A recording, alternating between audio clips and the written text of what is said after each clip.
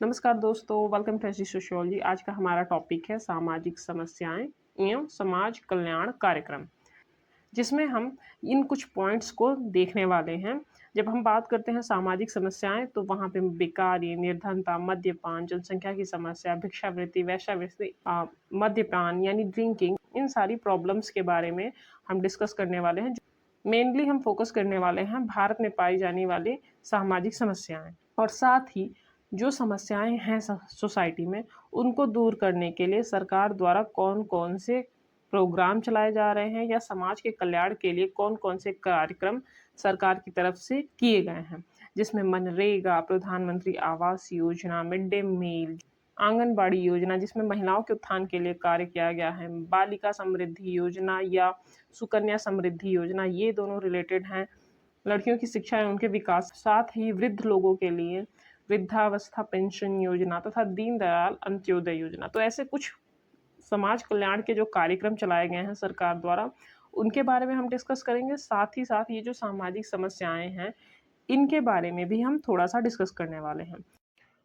तो अगर हम बात करें सामाजिक समस्या की परिभाषा की, तो फुलर और मेयर के अनुसार जब समाज के एक बड़े हिस्से को कोई स्थिति, कार्य या प्रक्रिया अस्वीकार्य लगती है, तो वह सामाजिक जीवन को प्रभावित करती है, तब वह सामाजिक समस्या कहलाती है।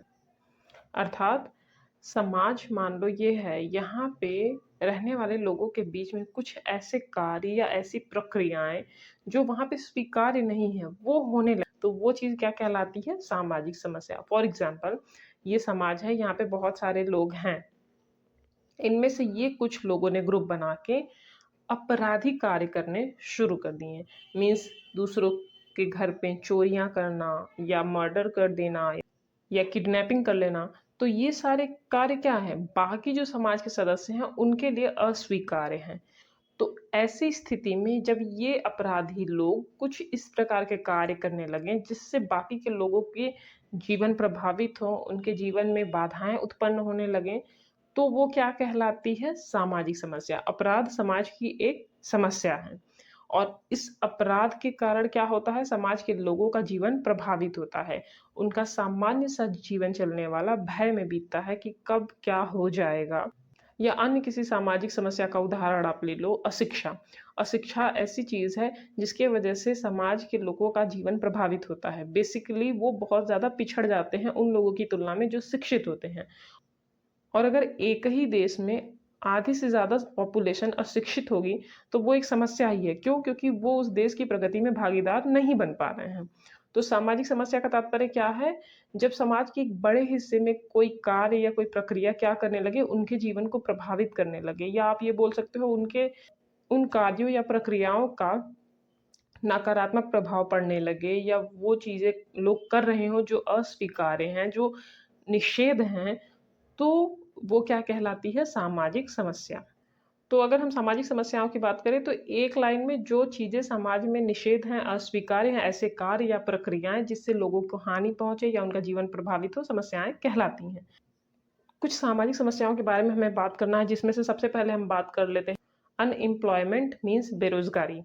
बेरोज़गारी का तात्पर्य सबको पता है, फिर भी एक बार हम लोग देख लेते हैं। जब कार्य करने योग्य व्यक्ति को उसकी योग्यता और शिक्षा के अनुसार क्या ना मिले, रोज़गार, तो वो बेकार कहलाता है, और ऐसी स्थिति में बेकारी की समस्याएँ देखने को मिलती हैं। मान लो ये समाज है, यहाँ पे इतने सारे लोग कार्य करने योग्य हैं, शिक्षित हैं, उनकी योग्यता है कि वो टीचर बन सकते हैं या इंजीनियर बन सकते हैं या डॉक्टर बन सकते हैं, बट वो कार्य नहीं कर पा रहे हैं। आपने टीचर्स की वैकेंसी ही देख लो, बहुत कम आती है, आती भी है तो बहुत साल के गैप के बाद आती है। तो ऐसी स्थिति में क्या है, जो लोग इसकी प्रिपरेशन कर रहे हैं या जिनका ड्रीम था कि वो टीचर बने या डॉक्टर बने या इंजीनियर बने, वो अगर वो काम नहीं कर पा रहे हैं, तो वो एक तो खुद से भी हताश हैं, दूसरी चीज़ वो योग्य हैं, वो शिक्षित हैं, फिर भी उन्हें वो रोज़गार नहीं मिल रहा है। तो वो समाज की प्रगति में जो सहायता कर सकते थे, वो भी करने में असक्षम हो रहे हैं। जिसके परिणाम स्वरूप क्या होता है, उसका प्रभाव पड़ता है समाज में। क्या देखने को मिलती है? आर्थिक असमानता। मतलब जो योग्य हैं, शिक्षित हैं, फिर भी वो रोज़गार नहीं पा रहे हैं, तो वो अपनी योग्यता से निम्न स्तर का या तो कोई भी कार्य नहीं करेंगे, जिससे गरीबी बढ़ेगी। बेरोज़गारी तो बढ़ ही रही है, साथ ही साथ उनकी निर्धनता भी बढ़ रही है। तो आर्थिक असमानता देखने को मिलेगी। सेकंड चीज़ क्या होता है? अपराध में वृद्धि। खाली दिमाग शैतान का घर। यदि इनके पास जॉब नहीं है, चूँकि ये योग्य हैं, तो अपनी ये योग्यता दिखा नहीं पा रहे हैं, अपनी बुद्धि का कहीं यूज़ नहीं कर पा रहे हैं और खाली बैठे हुए हैं, बेकार हैं, तो इनका दिमाग ज़रूरी नहीं अच्छे ही कामों में लगे। खाली दिमाग शैतान का घर, इनका दिमाग गलत डायरेक्शन में चला गया और ये एजुकेटेड हैं, योग्य हैं, तो ये गलत डायरेक्शन में अपने दिमाग और अपनी योग्यता का इस्तेमाल करने लगेंगे, जिससे कि समाज में अपराध में भी वृद्धि देखने को मिलेगी। साइबर क्राइम आप देखते ही होंगे। जो साइबर क्राइम होते हैं, तेज दिमाग के लोगों द्वारा किया जाता है कि हाँ, हमें पुलिस भी ना पकड़ पाए, लोग भी बेवकूफ़ बन जाएँ। स्कैम आप आजकल देखते हो कि बहुत तरह के आते हैं। बेकारी का प्रभाव क्या पड़ता है? आर्थिक असमानता, अपराध में वृद्धि, साथ ही साथ मानसिक तनाव, युवा वर्ग में निराशा। अगर आप वैकेंसी नहीं दोगे, जॉब्स नहीं दोगे, अपॉर्च्युनिटी नहीं मिलेगी लोगों को, तो ऐसी स्थिति में युवा में निराशा आएगी और निराशा से मानसिक तनाव आएगा। मानसिक तनाव के साथ अपराध में वृद्धि होगी। तो ये सारी चीज़ें एक दूसरे से जुड़ी हुई हैं। और अगर हम बात करें बेरोज़गारी के पीछे का मुख्य कारण क्या है, तो सबसे पहला कारण है जनसंख्या वृद्धि।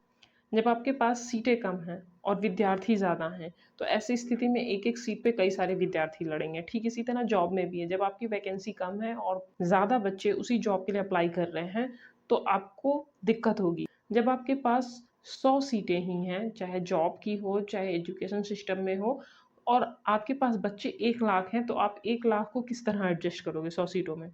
तो मेन प्रॉब्लम क्या है?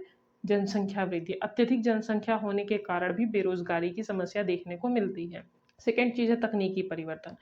जो काम पहले मज़दूरों या श्रमिकों द्वारा करवाया जाता था, अब वही काम मशीनों द्वारा करवाया जा रहा है। औद्योगिकरण के कारण या टेक्नोलॉजी के आ जाने के कारण आप एआई को देख लो, कंप्यूटर को देख लो, इनके वजह से काफ़ी सारे काम जो हैं वो मैनुअल ना होके मशीनी हो गए हैं। यानी व्यक्तियों की जगह, लोगों की जगह वहाँ पे मशीनें काम कर रही हैं। तो इसके परिणाम स्वरूप भी काफ़ी ज़्यादा बेरोज़गारी देखने को मिली है। थर्ड चीज़ है शिक्षा और रोज़गार में असंतुलन। जो शिक्षित हैं, उन्हें अपनी शिक्षा के योग्य रोज़गार नहीं मिल रहा है और जिन्हें जो रोज़गार मिल रहा है, उनकी सैलरी इतनी कम है कि वो उससे अपना जीवन यापन भी नहीं कर पा रहे हैं। तो जितने शिक्षित लोग हैं, उतने ही रोज़गार की संख्या नहीं है, यानी कम संख्या है जॉब्स की और ज़्यादा संख्या है अप्लाई करने वाले बच्चों की। तो इन दोनों के बीच का असंतुलन देख के आप समझ सकते हो कि भारत में बेरोज़गारी के कौन-कौन से कारण हैं। बेरोज़गारी किसे कहते हैं? सरल शब्दों में हमने उसके बारे में बात करी, साथ ही उसके कारण एवं प्रभाव के बारे में बात कर ली है। अब ज़रा-सा हम बेरोज़गारी से संबंधित कुछ परिभाषाओं को देख लेते हैं। इससे काफ़ी ज़्यादा क्वेश्चन बनते हैं कि बेरोज़गारी से संबंधित ये परिभाषा किसने दी है? तो अगर हम बात करें डॉक्टर आर.सी. सक्सेना की, तो इनके अनुसार एक व्यक्ति जो काम करने के योग्य है और वो काम करना चाहता है, उसे देश में प्रचलित मजदूरी की दर पर काम न मिलने की अवस्था क्या कहलाती है? बेकारी। मीन्स एक हाईली एजुकेटेड बच्चा है बट वो उस एजुकेशन के थ्रू, उस डिग्री के थ्रू अपने लिए एक अच्छी जॉब नहीं पा सकता और अपनी फैमिली को फाइनेंशियली सपोर्ट नहीं कर सकता। वो अवस्था क्या कहलाती है? बेकारी। सेकंड परिभाषा है फ्लोरेंस की। इनके अनुसार बेकारी को उन व्यक्तियों की निष्क्रियता से परिभाषित किया जा सकता है जो कार्य करने के योग्य एवं इच्छुक हैं। मतलब जो कार्य करने के योग्य व्यक्ति हैं, उनकी इच्छा है काम करने की, पर वो निष्क्रिय हैं, मतलब वो कार्य नहीं कर रहे हैं। इसे क्या हम बोलेंगे? बेकारी या बेरोजगारी। नेक्स्ट है डी मेलो। इनके अनुसार बेकार व्यक्ति वह है जो अपनी इच्छा होते हुए भी पारिश्रमिक कार्य करने की स्थिति में नहीं है। मतलब अगर किसी को कोई काम करना है, फिर भी वो कार्य नहीं कर पा रहा है। क्यों? क्योंकि वह अगर हाईली एजुकेटेड बच्चा है, उसने लाखों रुपए अपने पढ़ाई में खर्च किए हैं, तो वो मजदूर का कार्य नहीं कर सकता। क्यों? क्योंकि एक तो उसने इतने सारे पैसे लगाए अपनी एजुकेशन में, प्लस वो अब एजुकेटेड है, वो जहाँ पे भी जॉब करेगा, वहाँ पे अपनी योग्यता से वो देश के विकास में सहयोग करेगा। बट उसकी योग्यता होते हुए भी वो योग्य कार्य नहीं कर पा रहा है। उसकी इच्छा होते हुए उसको जो पोस्ट चाहिए, जो जॉब चाहिए, जो चीज़ें वो कर सकता है, वो नहीं कर रहा है। ऐसी स्थिति को हम क्या कहते हैं? बेकारी। नेक्स्ट परिभाषा है पीयू की। इनके अनुसार बेकार केवल वह व्यक्ति होता है जो काम पाने की इच्छा रखता है परंतु फिर भी काम ना मिलने के कारण बेकार है। तो इतनी सारी परिभाषाओं से हमें क्या समझ में आया कि बेरोजगारी का तात्पर्य यह है कि व्यक्ति इच्छुक है, उसमें योग्यता है, वो चाहता है कि वो काम करे पर वो नहीं कर पा रहा है और ना कर पाने के कारण वो क्या है, बेरोजगार है। अगली समस्या है निर्धनता। निर्धनता के बारे में वैसे तो सब जानते हैं। सामान्य अर्थ में अगर हम बोले तो निर्धनता या गरीबी का तात्पर्य यह है जो आपकी ज़रूरतें हैं, जो बेसिक नीड हैं, उनकी पूर्ति ना हो पाना, अपनी आवश्यकताओं की पूर्ति ना कर पाना, अपने आश्रितों की आवश्यकताओं की पूर्ति ना कर पाना। बट फिर भी इसकी परिभाषा इंपॉर्टेंट है क्योंकि इससे क्वेश्चन बनते हैं। एक बार हम देख लेते हैं।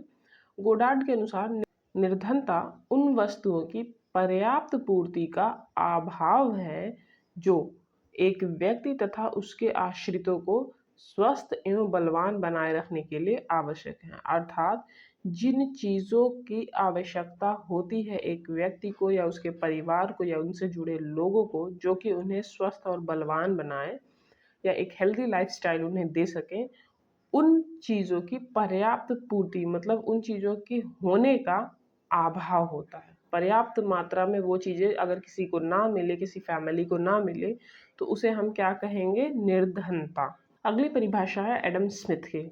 इनके अनुसार मनुष्य की दरिद्रता को मानव की आवश्यक वस्तुओं, आराम और मनोरंजन के साधनों की पर्याप्त मात्रा से आंका जा सकता है। अर्थात यदि कोई मनुष्य दरिद्र है या निर्धन है तो उसे आप कैसे आंकते हो?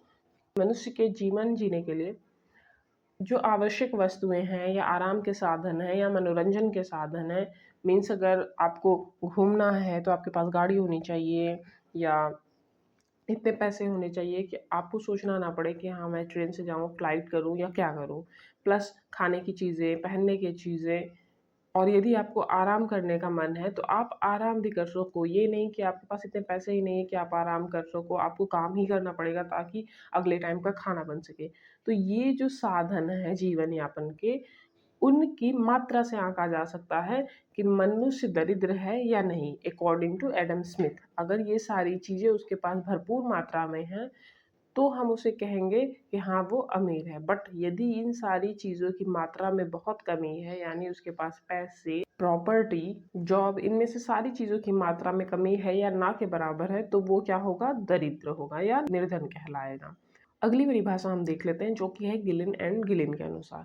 इनके अनुसार क्या है, इन्होंने बोला है कि निर्धनता वह दशा है जिसमें व्यक्ति या तो अपर्याप्त आय अथवा अविचारपूर्ण व्यय के कारण अपने जीवन स्तर को इतना ऊंचा नहीं रख सकता जिससे उसकी शारीरिक और मानसिक कुशलता बनी रहे। अर्थात अगर उसके पास बहुत अच्छी खासी मात्रा में पैसे हैं तो वो उनको अविचारपूर्ण तरीके से व्यय करता है, मतलब बिना सोचे समझे कहीं भी फिजूल खर्ची कर दे, वो स्थिति, या उसके पास पैसे ही उतने ना हो जितनी की उसकी आवश्यकताएं हैं जीवन जीने के लिए और उसके जीवन स्तर को ऊंचा करने के लिए, जिससे वो मेंटली और फिजिकली हेल्दी बना रहे, अच्छा बना रहे, तो वो क्या होती है, निर्धनता होती है। ऐसी कंडीशन को हम क्या बोलेंगे, पॉवर्टी। तथा उसके आश्रित उस समाज के मापदंड के अनुकूल उपयोगी कार्य करने में असमर्थ होते हैं जिसका वह सदस्य होता है।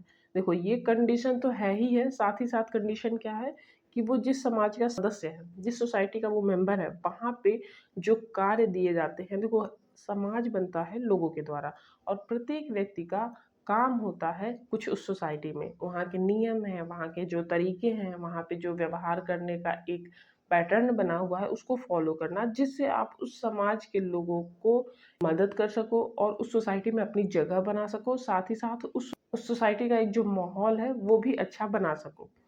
अगर उन सारे कार्यों को भी करने में आप असमर्थ हो, प्लस आपके पास जो पैसे हैं वो कम मात्रा में हैं, या अगर अच्छी मात्रा में है तो फिजूल खर्च कर दिया, मतलब सोच समझ के विचार करके आपने उसको नहीं यूज़ किया, जिसका परिणाम क्या हुआ, आपका जीवन स्तर जितना ऊंचा हो सकता था वो ना होके निम्न है या इतना अच्छा नहीं है कि आप अपने शारीरिक और मानसिक स्वास्थ्य को बनाए रखो, वो कंडीशन क्या कहलाती है, पॉवर्टी या निर्धनता, अकॉर्डिंग टू गिलिन तथा गिलिन। तो इन सारी परिभाषाओं के आधार पर हम क्या कह सकते हैं कि निर्धनता क्या है?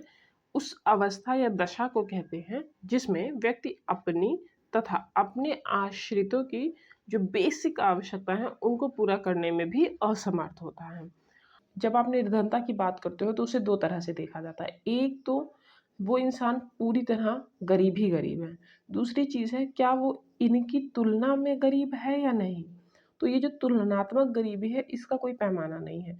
आप अगर आपको लगता है आपके पास एक बाइक है, एक घर है और सारी चीज़ें हैं तो आप गरीब नहीं हो, नहीं। अगर आपके तुलना में किसी के पास 4 बाइक है, 4 बंगलो है और इतनी सारे पैसे हैं कि वो लगभग 10-15 सालों तक बिना कुछ करे खा सकता है, तो उसकी तुलना में आप गरीब हो। बट जो एब्सोल्यूट पॉवर्टी होती है, जहाँ पे तुलना नहीं होती है, आपके पास बेसिक नीड की भी चीज़ें नहीं हैं, आपको जीवन यापन करने के लिए, सर्वाइवल के लिए भी जब चीज़ें कम पड़ने लगें, वो कहलाती है एब्सोल्यूट पॉवर्टी और उसी चीज़ की परिभाषा यहाँ पे दी गई है। अब हम बात कर लेते हैं भारत में निर्धनता के कारण के बारे में। पहला रीज़न जो है वो है बढ़ती हुई जनसंख्या, अर्थात अत्यधिक जनसंख्या भी निर्धनता की समस्या सामने लाती है। क्यों? क्योंकि जब बहुत ज़्यादा जनसंख्या बढ़ेगी तो देश का आर्थिक विकास अच्छे से नहीं हो पाएगा और ऐसी स्थिति में बेरोजगारी में वृद्धि होगी, खाद्य सामग्रियों में वृद्धि होगी। जब आपके पास खाद्य संसाधन लिमिट लिमिट में है, सीमित मात्रा में है और आपके पास पॉपुलेशन उसकी 3 गुनी ज़्यादा है, तो फिर खाद्य सामग्रियों की कमी आएगी। साथ ही साथ जॉब्स के भी साथ वही गेम होगा कि आपके पास सीटें कम है, लोग ज़्यादा हैं, तो जॉब्स में कमी आएगी, बेरोज़गारी ज़्यादा बढ़ेगी और आर्थिक स्थिति अगर देश की कम होगी तो वो वैसे भी गरीब होता जाएगा, कमज़ोर होता जाएगा। तो इस प्रकार बढ़ती हुई जनसंख्या भी हमारे देश में निर्धनता का मूल कारण है। नेक्स्ट है योग्य उत्पादकों की कमी, अर्थात नए उत्पादन संस्थानों का जन्म ना होने के कारण भी निर्धनता में बढ़ोतरी देखने को मिलती है। अब हम बात कर लेते हैं भारत में निर्धनता के कारण के बारे में। पहला रीज़न जो है वो है बढ़ती हुई जनसंख्या, अर्थात अत्यधिक जनसंख्या भी निर्धनता की समस्या सामने लाती है। क्यों?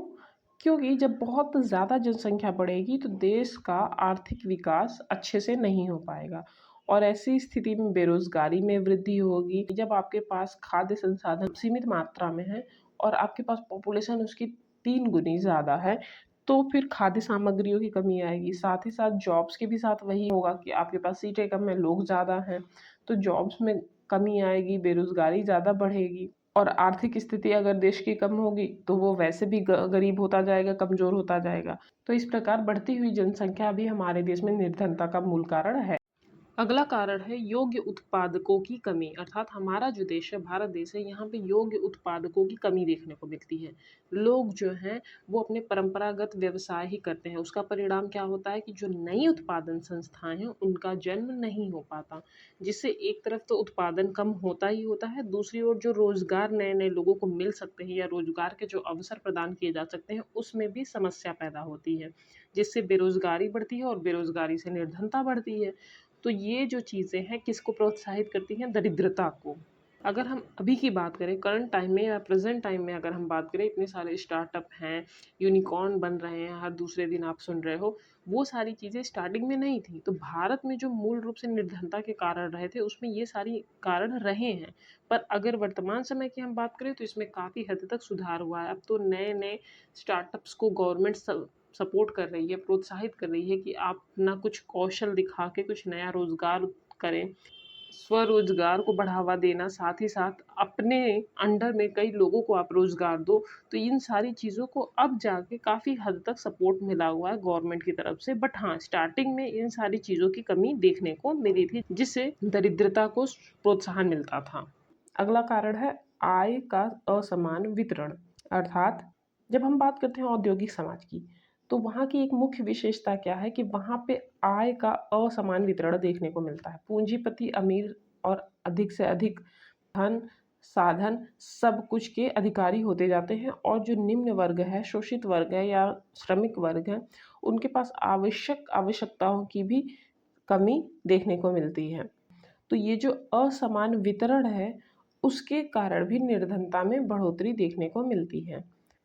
स्वतंत्रता के बाद की बात करें हम, अभी इस समय का टाइम अगर हम छोड़ दें, तो देखो भारत में यातायात व संचार के साधनों का भी अभाव देखने को मिलता था। चूंकि भारत एक कृषि प्रधान देश है और भारत की अर्थव्यवस्था कृषि पर आधारित है, और गांव में यातायात व संचार के जो साधन थे जैसे कि रेल, टेलीफोन, तार, इन सब का न होने के कारण किसानों को फसल ना तो अन्य स्थानों पे ले जाने में सुविधा होती थी, ना वो बाजार के मूल्यों से ही परिचित हो पाते थे, और ऐसी स्थिति में वो अपनी फसल को गाँव में ही कम मूल्य पर बेच देते थे, जिससे स्थिति क्या होती थी कि गाँव का किसान निर्धन का निर्धन ही बना रह जाता था। कि मान लो अगर उसने अपनी फसल को अच्छे से उगाया है, वो बेचना चाहता है, तो वो कहाँ बेचे, कैसे बेचे, उसका मूल्य कितना होगा, उसके अच्छे दाम मिलेंगे या नहीं, इन सारी समस्याओं के कारण भी भारत में निर्धनता देखने को मिलती रही है। करंट टाइम की बात करो, वर्तमान स्थिति की, तो अब तो ये सारी चीज़ें काफ़ी हद तक सुधर गई हैं कि यातायात या संचार के साधन काफ़ी तेज़ी से गांव-गांव में फैल रहे हैं। हर किसी के पास मोबाइल है, इंटरनेट है, बहुत सारे डिजिटल प्रोग्राम हैं जिनके ज़रिए किसानों आदि की मदद की जाती है। तो अभी तो इसमें काफ़ी हद तक सुधार है, बट हाँ, स्टार्टिंग में अगर आप देखोगे भारत में जो निर्धनता बनी हुई थी, उनके पीछे का कारण क्या था? तो ये सारे कारण थे। नेक्स्ट अगर हम बात करें, तो कर्म कांड पर धन का अधिक व्यय अभी भी है। शादियाँ, अगर आप देखो शादियाँ होती हैं तो इतनी ज़्यादा उसमें खर्चे किए जाते हैं जितनी आपके शायद क्षमता भी ना हो, दिखाने के लिए कि मैं इतना रिच हूँ या मैं इतना कर सकता हूँ। काफ़ी ज़्यादा मात्रा में व्यय किया जाता है। इसके कारण उन्हें कहीं न कहीं से ऋण लेना पड़ता है, और वो जो उधारी है उनके लिए और ख़तरनाक हो जाती है कि आप जॉब करते रहो और साथ ही साथ इन उधारी को भी भरते रहो। मैरिज का तो बहुत अच्छा एग्ज़ाम्पल है। आप देख लो, अभी भी बहुत सारे मिडिल क्लास या लोअर मिडिल क्लास सोसाइटी में उनकी जितनी क्षमता नहीं है, उससे ज़्यादा वो खर्च करके दिखाते हैं कि हाँ, हमारे पास इतने पैसे हैं या हम इतने अच्छे से शान से अपने बच्चों की शादी कर सकते हैं। उधारी ले लेके वो चीज़ करते हैं, जिसका परिणाम क्या होता है कि शादी तो हो गई, निभी ना निभी वो तो बाद की बात है। पहले तो आपको 4 साल लगेंगे इन उधार लिए हुए लोगों को उधार चुकाने में। तो जिन पैसे से आप अपना और अपने परिवार का भरण-पोषण करते या उन्हें अच्छी लाइफ़ देते, वो पैसे चले जाते हैं उधारी चुकाने में। नेक्स्ट है दोषपूर्ण शिक्षा। इससे तो आप सभी अवगत होंगे। हमारे यहाँ की शिक्षा व्यवस्था अंग्रेज़ों के द्वारा बनाई गई थी, जिसके जिसका मेन उद्देश्य क्या था? लोगों को बस नौकरी के लिए तैयार करना, क्लर्क बनाना। तो वो स्किल नहीं देते हैं, वो व्यावहारिक शिक्षा नहीं है, डिग्री बेस्ड शिक्षा है जो आपको एक डिग्री दे देगी, बेसिक नॉलेज दे देगी कि आप जाके ऑफ़िस में बैठ सको। इसका परिणाम क्या हुआ कि आज के समय में यही शिक्षा व्यवस्था लोगों को बेरोज़गार बना रही है। क्यों? क्योंकि उनके पास कोई स्किल्स नहीं है। डिग्रियाँ तो हैं, उनके पास नॉलेज तो है, बट उस नॉलेज के अकॉर्डिंग उतनी सारी पोस्ट तो है नहीं कि सबको जॉब दी जा सके। पॉपुलेशन बहुत ज़्यादा है इंडिया में, और स्किल्स किसी के पास है नहीं, क्योंकि हमारा एजुकेशन सिस्टम ऐसा है कि वहाँ पे स्किल्स को ज़्यादा सेंटर में रखा नहीं गया। हालाँकि अब जो नई शिक्षा नीति आई है उसमें स्किल्स पे ज़्यादा ध्यान दिया गया है, कौशलों को ज़्यादा ध्यान दिया गया है, जिससे कि व्यक्ति स्वयं में अपने आप अपना भरण-पोषण और अपने परिवार का भरण-पोषण कर सके अपने कौशलों के द्वारा, अपने योग्यता के द्वारा। सिर्फ़ डिग्री के ज़रिए वो जॉब पर ही आश्रित ना रहे कि जॉब मिलेगी तभी उसका भरण-पोषण हो पाएगा, नहीं, उसके पास कुछ ऐसे स्किल्स हो जिससे वो अपना भरण-पोषण भी कर सके और देश की अर्थव्यवस्था में भी सहयोग कर सके। निम्न स्वास्थ्य स्तर भी भारत की निर्धनता में कारण रहा है। स्टार्टिंग में जब भारत आज़ाद हुआ, वहाँ उस समय भारत की स्थिति सबको पता है कैसी थी, बहुत अच्छी नहीं थी। ना यहाँ पे अच्छी स्कूल व्यवस्थाएँ थी, ना यहाँ पे अच्छे हॉस्पिटल थे, ना यातायात के साधन थे, संचार वगैरह सब कुछ बहुत पिछड़ा हुआ था। अंग्रेज़ों ने जब ये छोड़ा, इसको पूरी तरह बर्बाद करके उन्होंने छोड़ा था। तो वहाँ जो लोगों के स्वास्थ्य हैं, उनको भी ध्यान नहीं रखा जाता था। तो निम्न स्वास्थ्य स्तर के कारण एक व्यक्ति जो अच्छी खासी मज़दूरी कर सकता है, वहाँ पे उसको समस्या होती थी। और कई बार ऐसा देखा गया है कि उनके जॉब में, उनकी नौकरियों में, उनके निम्न स्वास्थ्य के कारण निकाल दिया गया है। क्यों? क्योंकि वो अच्छे से काम नहीं कर पा रहे हैं। टीबी, मलेरिया, कैंसर, चेचक, इस तरह के रोग यहाँ के लोगों के स्वास्थ्य को प्रभावित कर रहे थे, जिससे उनकी कार्य क्षमता पे भी इसका असर पड़ रहा था।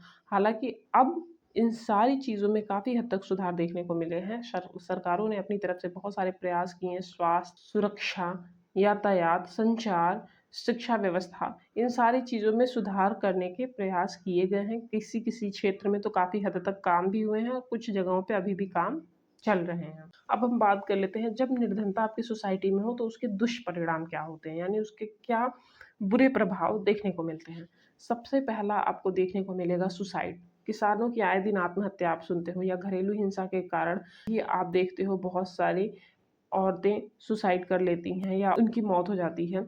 क्यों? घर में आवश्यक सामग्रियाँ नहीं हैं जिससे उनका जीवन यापन अच्छे से हो सके, जिससे झगड़े होते हैं। हस्बैंड को ड्रिंकिंग की आदत है बट पैसे इतने नहीं हैं कि वो दे सकें। ऐसी स्थिति में भी उनके साथ मारपीट करता है या उनको प्रताड़ित करता है, जिससे तंग आके वो सुसाइड कर लेती है। तो निर्धनता के कारण व्यक्ति आत्महत्या तक कर लेते हैं। क्यों? क्योंकि वो अपने परिवार का जीवन यापन नहीं कर पा रहे हैं, उनको आवश्यक सामग्रियाँ नहीं प्रदान कर पा रहे हैं। तो ये जो कारण है वो तो है ही, साथ ही साथ में आत्मग्लानि के कारण भी लोग सुसाइड कर लेते हैं। तो निर्धनता के दुष्परिणाम में पहला है आत्महत्या देखने को मिलती है सोसाइटी में। नेक्स्ट है अपराध की संख्या में वृद्धि, अर्थात निर्धनता के कारण जब कोई व्यक्ति अपनी जो बेसिक नीड्स हैं उनको भी पूरा करने में असमर्थ होता है, तो वो उन आवश्यकताओं को पूरा करने के लिए कौन-कौन से तरीके अपनाता है? गैर कानूनी। हमने बात करी थी ना कि जब आप समाज के सदस्य हो, समाज में कुछ पाना चाहते हो, आपके कोई गोल है, कोई एम है, उनको प्राप्त करने के 2 तरीके हैं। एक सही तरीका है, कानूनी तरीका है, दूसरा गलत तरीका या गैर कानूनी तरीका है। सही तरीके से काम करना नॉर्मल है, ओके है, बट जब आप सही तरीके से काम नहीं पा रहे हो या निर्धन हो, ऐसी स्थिति में लोग गैर कानूनी कामों की तरफ बढ़ जाते हैं। इससे अपराध की संख्या में वृद्धि देखने को मिलती है। नेक्स्ट है विवाह विच्छेद।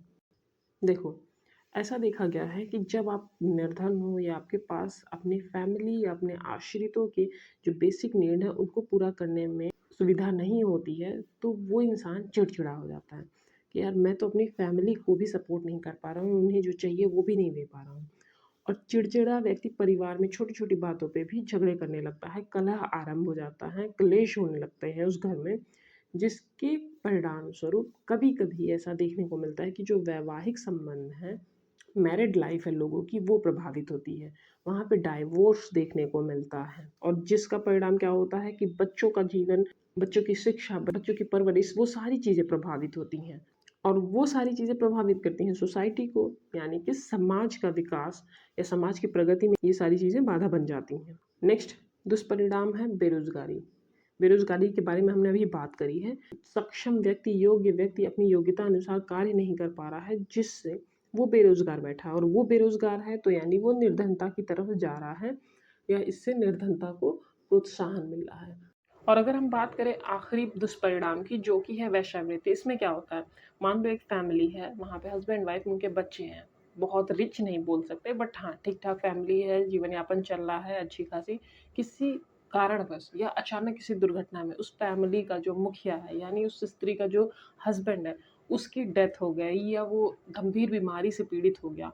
ऐसी स्थिति में देखा गया है कि कई स्त्रियाँ होती हैं जो वेश्यावृत्ति की ओर कदम बढ़ा देती हैं और उनके इस कदम के द्वारा समाज की व्यवस्था भी प्रभावित होती है। क्यों? क्योंकि यदि किसी भी देश को विकास करना है या किसी भी राष्ट्र का विकास देखना है आपको, तो वहाँ भी स्त्रियों की बराबर की सहभागिता होती है। और अगर स्त्रियाँ अच्छे कामों के बजाय इस तरह के कामों को करने लगें, जहाँ पे उनका मानसिक, शारीरिक स्वास्थ्य प्रभावित होता है, तो वो किस प्रकार समाज के विकास में सहयोग दे पाएँगे। तो निर्धनता के कारणवश ये भी परिणाम समाज में देखने को मिलते हैं। आई होप आपको आज का ये टॉपिक समझ में आया हो। अगर आपके कोई सुझाव हो तो आप कमेंट बॉक्स में दे सकते हैं। अगर आपको वीडियो पसंद आया तो वीडियो को लाइक, शेयर और चैनल को सब्सक्राइब करना ना भूलें। इस वीडियो की अगर पीडीएफ चाहिए तो आप हमारे टेलीग्राम चैनल एसडी सोशियोलॉजी से जुड़ सकते हैं। डिस्क्रिप्शन बॉक्स में चैनल और पीडीएफ की लिंक मिल जाएगी। और अगर आपको लगता है कि कहीं पे कोई फैक्ट या कोई पॉइंट मिस हो रहा है या गलतियाँ हो रही हैं तो आप बता सकते हो। आज के लिए बस इतना ही। धन्यवाद।